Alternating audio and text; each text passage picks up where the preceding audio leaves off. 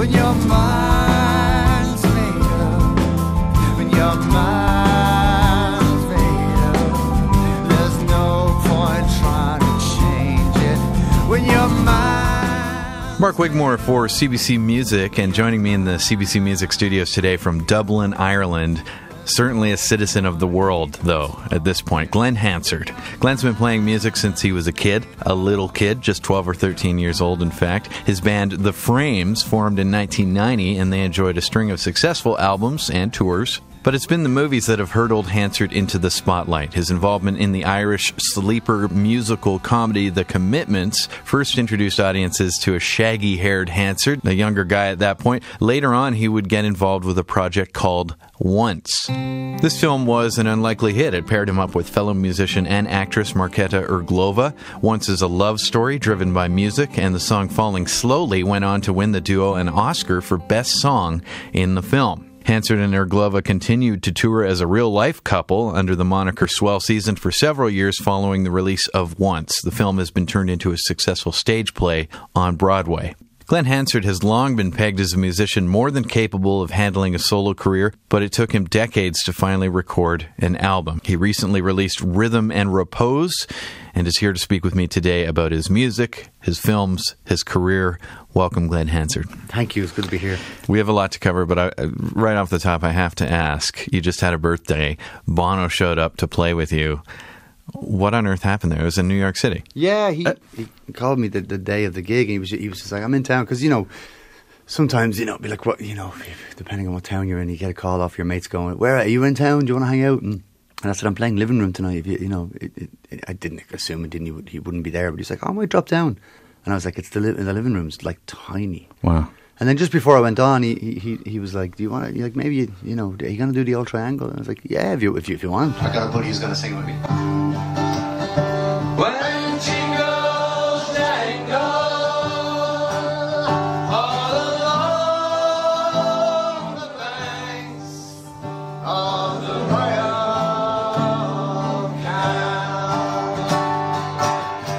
And he says, yeah, do it. Maybe I'll jump up. And so I did it, and up he came, and it was lovely. It was a lovely surprise to everyone in the room, and a lovely surprise for myself, but I think even more so even for him, because he doesn't, he's a jammer, but he's not a guy that gets up in folk clubs. Right. I think that's what sort of struck everybody about that story. It's funny, there's a Bono impersonator in Toronto, and this guy's real good. Oh, really? He really looks the deal. And he shows up. This is nuts what he does. Shows up with laminates that are all sparkling and lit up, and he has a whole posse that he brings with him, and he just shows up to random gigs, and they kind of sit behind, and people will always think that Bono has showed up to their gig. So funny. And now maybe it was him.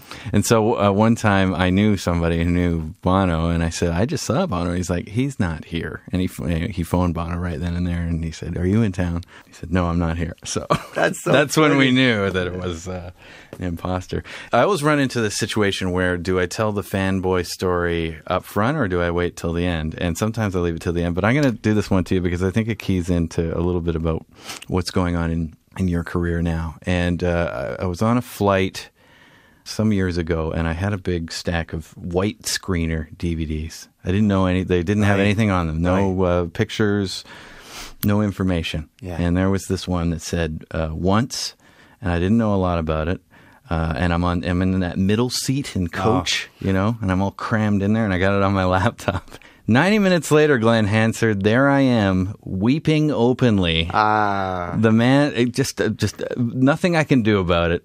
It's such a beautiful story. And there I was, stuck on a plane. Well, that's an interesting one. In trouble. Because the only time I've ever cried to films was on a plane. Right. There's something about altitude and your emotions. I've seen Marley and Me 3 times on a flight and cried every time I've seen it. And I could be them, like Marley and Me, really? I mean, but sad ending. A friend of mine once said to me that he thought it was worse than Schindler's List.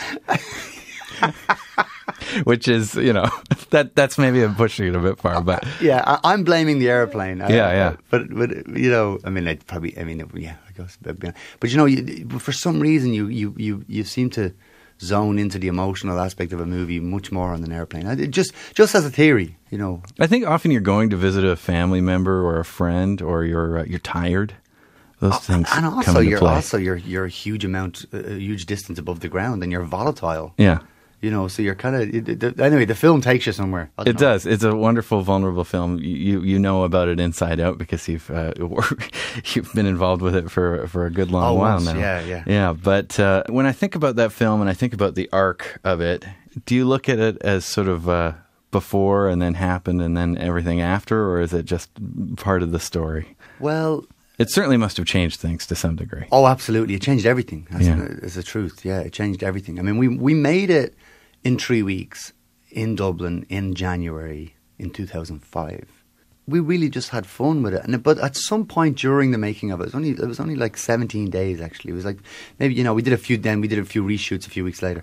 But there was something in it. I remember all of us kind of feeling like we made something good here. This is now making something good and nothing ever coming of it is something you get used to in a band, because most bands experience that. They make a record they're really proud of and everyone's really happy with it. They mix it, they put the artwork on it, they go through all of this sort of effort to get the thing actually made, and then it comes out and it gets a totally lukewarm response, and somehow they gather their strength again and they say, well, let's make another one.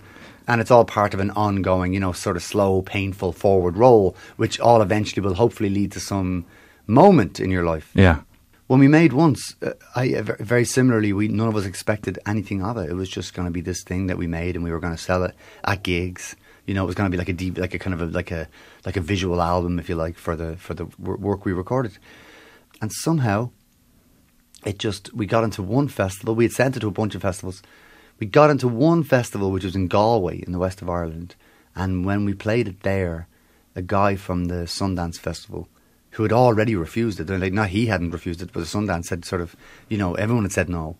And this guy saw it and then brought it back, and then we got into Sundance. Wow. And then we won the audience award there. I remember that, yeah. That was the beginning of something extraordinary going on. We couldn't believe it. It's funny, you know, because the opening scene in that film is, or one of the first few scenes, is you performing on the street and singing your heart out, similarly to what I saw last night. And that's been obviously a through line with you. That's what you do. 10 years ago, I fell in love with an Irish girl. She took my heart. You put it out there in a big way. And, you know, I was reading that you started busking ridiculously young, I figure. Real early. I mean, what gave you the confidence to be able to go out on the street in a big city and go perform in front of people when you're 13, 12, whatever you were? Yeah.